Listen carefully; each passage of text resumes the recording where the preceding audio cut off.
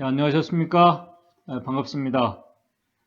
누가복음 18장 10절에 있는 말씀을 읽겠습니다. 우리 잘 아시는 말씀, 누가복음 18장 10절에 있는 말씀입니다. 읽겠습니다. 누가복음 18장 10절입니다. 두 사람이 기도하러 성전에 올라가니 하나는 바리새인이요 하나는 세리라.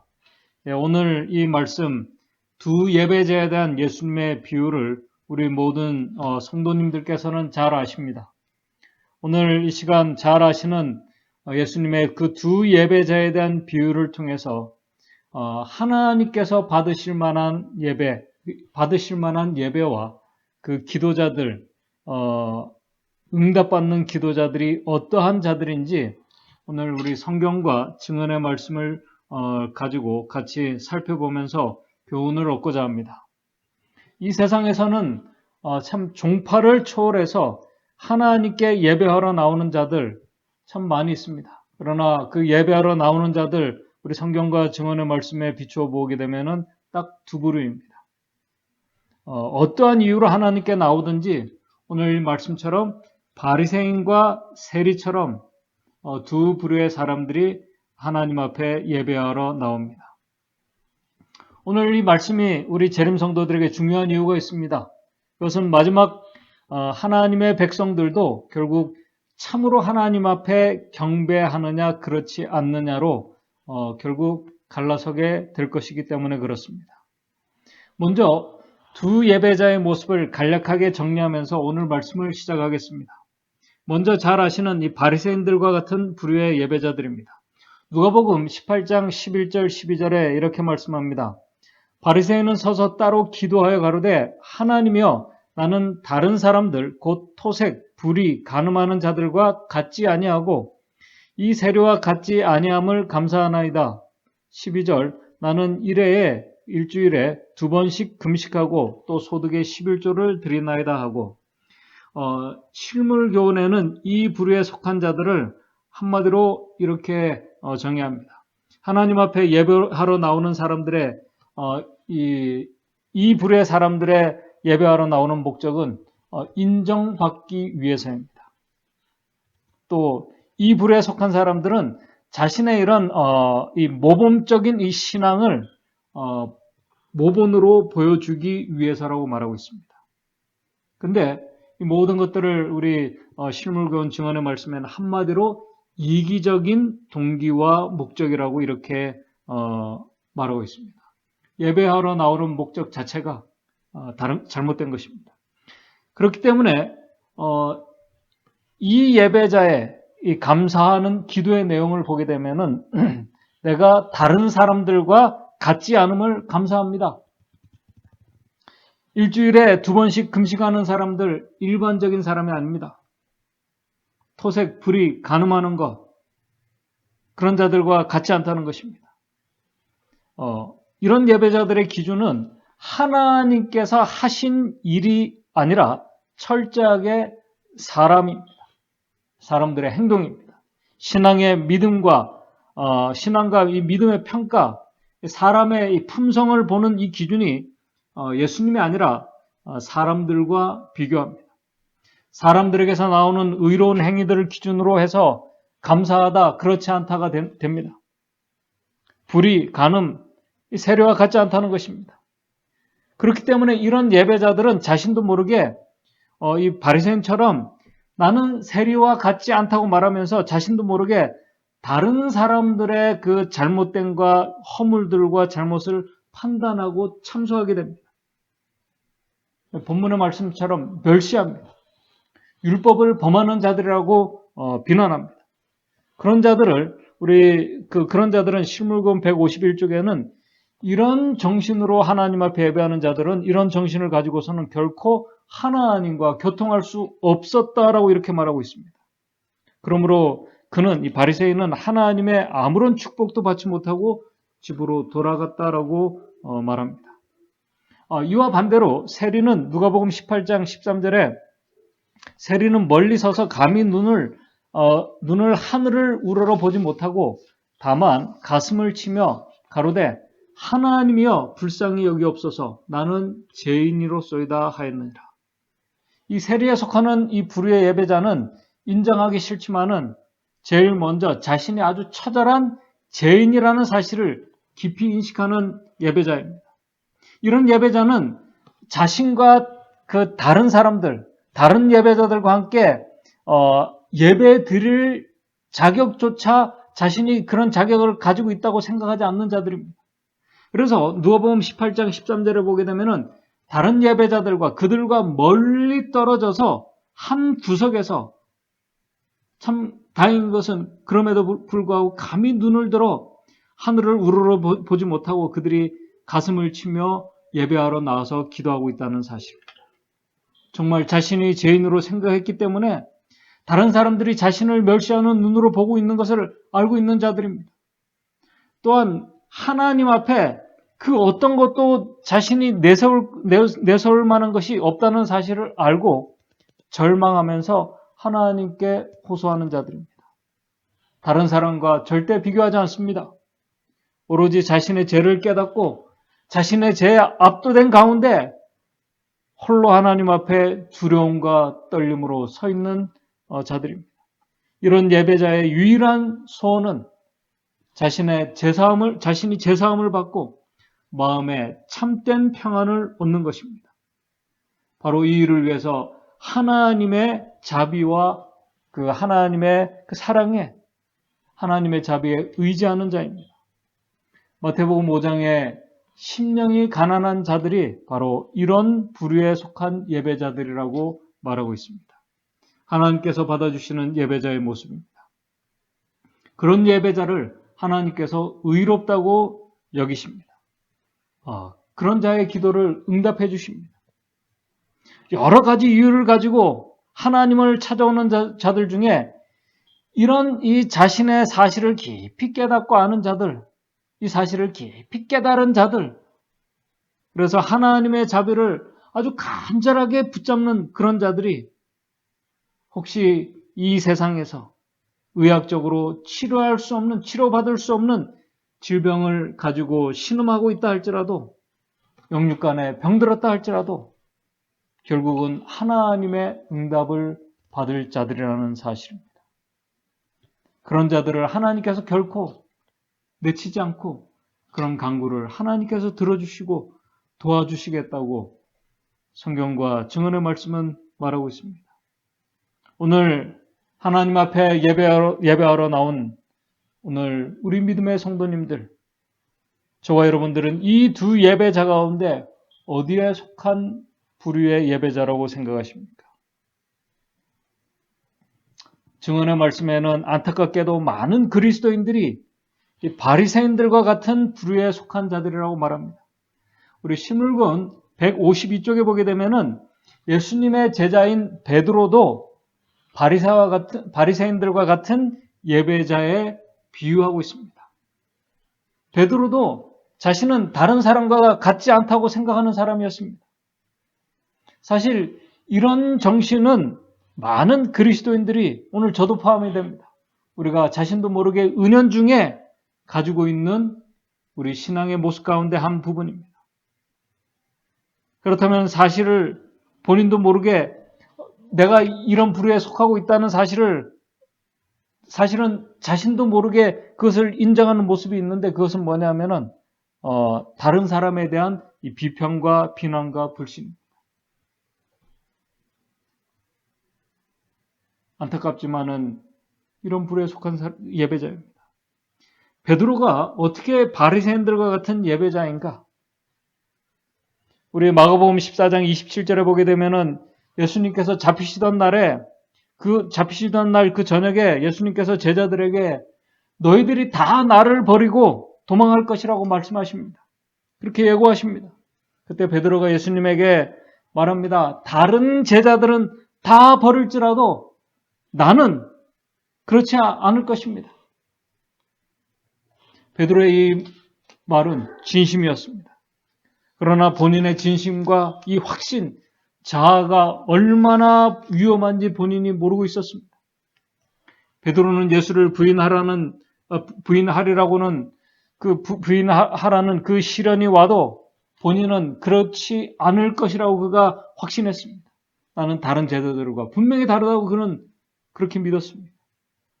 그런데 그렇게 예수님에게 확신 있게 말한 지, 그렇게 맹세한 지 몇 시간 후에 예수님 말씀처럼 베드로는 안타깝게도 예수를 저주하고 부인하게 됩니다.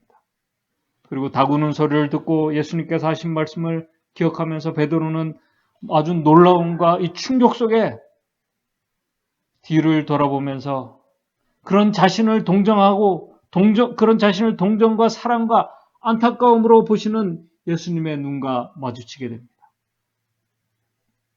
그 순간 우리 증언의 말씀은 베드로는 처음으로 자신이 어떤 자인지를 그제서야 비로소 깨닫게 되었다고 말하고 있습니다. 견딜 수가 없었습니다. 그래서 밖으로 뛰쳐나가서 통곡하고 자복하고 회개합니다. 그렇게 자부심 강하고 자신만만하던 베드로가 자신의 모습을 바로 보게 된 것입니다. 베드로를 진심으로 회개케 만든 것은 다름이 아니라 자신을 사랑과 동정과 안타까운 마음으로 바라보시는 예수님의 모습이었다라고 우리 증언의 말씀은 말합니다. 오늘 우리가 믿음의 눈으로 오늘 우리를 바라보고 계신, 우리의 모습을 바라보고 계신 그 예수님을 우리가 바라볼 수만 있다면 오늘 우리도 베드로처럼 진심으로 자신의 모습을 보고 통회하며 회개할 것입니다. 그런 것을 예수님께서 긍휼히 여기시고 받아주십니다. 바로 그 일 후에 베드로의 자부심은 완전히 사라졌습니다. 전에 그렇게 장담하던 그의 말은 그의 생애에서 이제 다시 반복되지 않았다고 우리 증언의 말씀은 말하고 있습니다. 바리새인과 같은 이 베드로가 세리와 같은 자로 변화된 모습을 우리는 이 부활하신 예수님과 다시 만난 이 베드로와의 대화 속에서 우리가 발견하게 됩니다. 잘 아시는 것처럼 부활하신 후에 예수님께서 베드로를 만나셔서 요한복음 21장 15절에 베드로에게 3번이나 시험하며 질문하십니다. 요한의 아들 시몬아, 네가 이 사람들보다 나를 더 사랑하느냐? 전에 같았으면은 베드로가 분명히 당연히 제가 이 제자보다, 이 사람보다 주님 사랑합니다. 확신 있게 말했던 그가 이제 자신의 모든 이 마음을 다 꿰뚫어 보고 계신 그 주님 앞에서 그 질문을 받고 요한복음 21장 17절에 겸손하게 이렇게 대답합니다. 주여, 모든 것을 아시옵네. 내가 주를 사랑하는 줄을 주께서 아시나이다. 두렵고 떨리는 마음으로 대답합니다. 그럼 그에게 이제 예수님께서 새로운 사명을 그에게 맡기십니다. 내 피로, 내 목숨으로 산 이 귀한 내 양들을 먹이라는 것입니다. 그의 실패가 완전히 회복되었음을 증명해주는 예수님의 말씀입니다. 베드로가 은혜를 경험한 것입니다. 예수님의 은혜, 하나님의 은혜를 알게 된 베드로는 바로 그제서야 이제 예수님께서 가신 십자가의 길, 그도 갈 수 있게 된 것입니다. 바로 그제서야 예수 그리스도의 고난의 길에, 그리스도의 고난에 참여하는 자가 될 수 있게 된 것입니다. 우리 증언의 말씀은 예수 그리스도의 가신 길과 그분의 고난에 참여하는 자가 되었다는 그 말을 그의 영광에 참여하는 자가 된 것으로 말하고 있습니다. 놀라운 은혜와 특권입니다. 우리 실물교훈 154쪽, 155쪽을 보면 그런데 문제는 이 베드로를 그렇게 타락하게 만들고 바리새인으로 하나님과 교통하지 못하게 만든 그 악이 오늘날에도 수많은 사람들을 멸망시키고 있다고 말하고 있습니다. 그 악이 죄가 무엇일까요? 그것을 우리 증언의 말씀은 영적 자부심, 이 교만, 이 자부심이라고 말하고 있습니다. 이 자부심은 자신과 같은 사람이 예수님의 선택을 받았다는 그 사실 자체, 정말 이 어부인 이 베드로가 예수님의 이 제자로 선택된 것 특권입니다. 우리 실물교훈 155쪽에 이렇게 말합니다. 자부심은 그로 하여금 구원을 얻었다는 생각을 갖게 했고, 오늘 좋은 것입니다. 내가 구원을 얻었다는 이 확신과 믿음 좋습니다. 근데 이런 자부심은 그로 하여금 구원을 얻었다는 생각을 갖게 했고, 그로 하여금 한 계단 한 계단 오히려 올라가는 것이 아니라 내려가도록 만들어 마침내 자기 선생을 부인하는 지경에 이르게 되었다라고 이렇게 말합니다. 그러면서 예수 증언의 말씀에 아주 중요한 말씀을 합니다. 이 세상에서 자아에 대한 확신을 갖거나 시험에 대한 위험성이 없다고 생각하는 것은 결코 안전치 못하다라고 이렇게 말합니다. 오늘 우리는 우리 재림 성도들 이 진리의 기별, 참된 이 구원의 길을 알고 있다고 하는 현대판 우리 재림 성도들이 가지고 있는 위험성입니다. 그래서 우리 고린도전서 10장 12절에 이렇게 말합니다. 그런즉 선줄로 생각하는 자는, 내가 서 있다고 생각하는 자들은 넘어질까 조심하라고 말씀합니다. 베드로 자신은 선줄로 알았습니다. 그런 마음으로 예수님을 섬기고 따랐습니다. 결국 넘어졌습니다. 그러나 다행스럽고 감사한 것은 베드로가 예수를 부인하는 일을 경험하고 나서야 드디어 자신의 이 잿된 자아와 자신의 잿된 품성의 큰 문제를 그제서야 보고 깨닫게 되었다는 사실입니다. 그런 면에서 이 그리스도인의 이 실패는, 넘어짐은 하나님께서 우리를 축복과 은혜로 인도해 주시는 은혜의 도구라는 사실입니다. 실물교훈 155쪽 156쪽입니다. 주께서 베드로에게 시험을 명쾌하실 수는 없으셨으나 그의 실패에서 그를 구원하실 수는 있으셨다. 그렇다면 베드로가 어떻게 자신의 잿된 모습을 바로 보게 되고 어떻게 회개하며 다시 그가 용기를 가지고 일어날 수 있었을까? 오늘 수도 없이 넘어지는 저와 여러분들에게 아주 중요한 말씀입니다. 베드로가 그 깊은 절망 중에 그가 용기를 얻고 희망을 가지고 회개하며 다시 일어설 수 있었던 것은 우리 누가복음 22장 32절 예수님께서 베드로에게 하신 약속의 말씀 때문이었다라고 말하고 있습니다. 누가복음 22장 32절에 이렇게 말합니다. 그러나 내가 너를 위하여, 베드로 너를 위하여 네 믿음이 떨어지지 않기를 기도하였노라.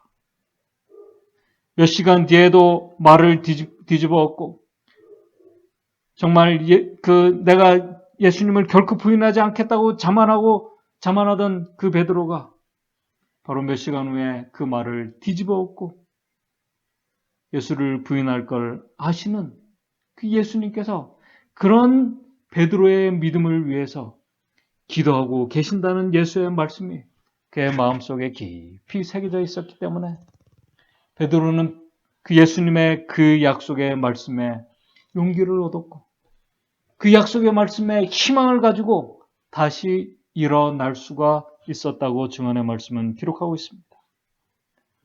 하나님의 말씀은 베드로의 믿음을 위해서 기도하신 예수님께서 오늘 넘어지고 있는 저와 여러분들을 위해서 같은 동정과 사랑과 안타까운 마음으로 기도하고 계신다고 우리에게 약속의 말씀을 주셨습니다. 오늘 이 시간 우리를 위해서 탄원하고 계신 예수님, 그냥 탄원자가 아닙니다. 자신을 직접 제물로 드리신 분이십니다. 직접 자신을 들으시고 그 일을 통해서 죄에 대해서 승리하신 자로서 당신의 승리를 주장하시며 승리자로서 우리를 위해서 간구하고 계신다는 사실입니다. 요한일서 1장 9절 만일 우리가 우리 죄를 자백하면 저는 미쁘시고 의로우사 우리 죄를 사하시며 모든 불의에서 우리를 깨끗게 하실 것이요.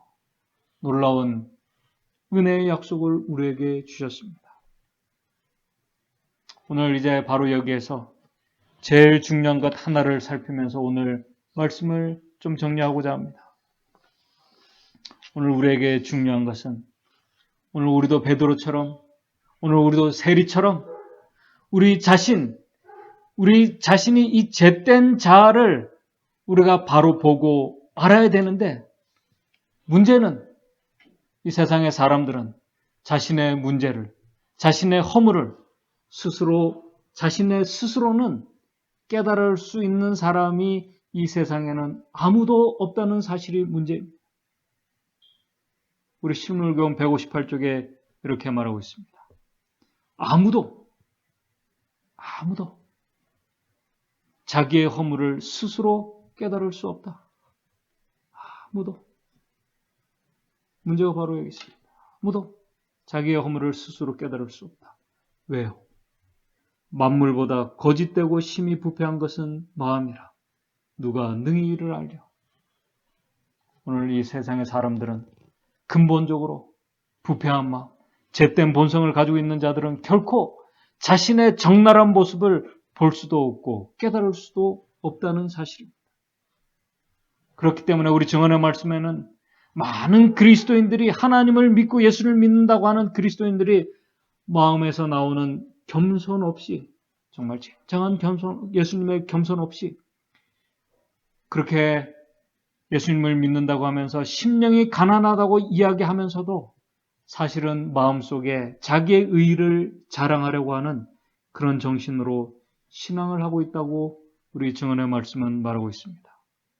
그런 상태로는 바리새인들과 같은 그런 마음으로는, 그런 마음과 동기와 정신으로 결코 하나님과 교통할 수도 없고, 그런 예배와 기도를 하나님께서는 받아주실 수가 없는 것입니다. 그럼 어떻게 해야 하는가? 우리 신물교훈 158쪽, 159쪽에 있는 말씀을 읽으면서 오늘 말씀을 정리하도록 하겠습니다. 자신의 잿대한 이 모습을, 허물을 우리가 깨닫기 위해서는 우리 이렇게 말합니다.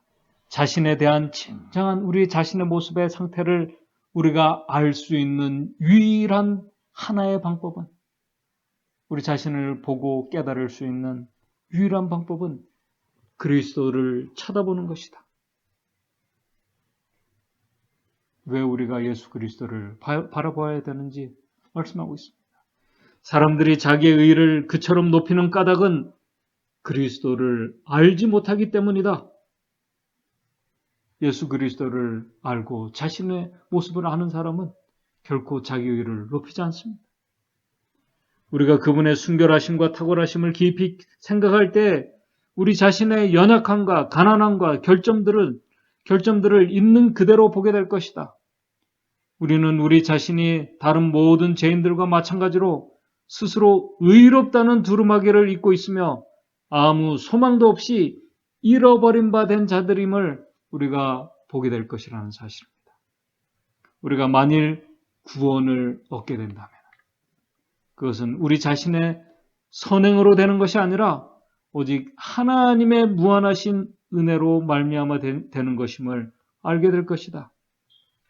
세리의 기도가 응답을 받은 것은 그 기도가 전능하신 자를 붙잡으려는 의뢰심을 보여준 까닭이다.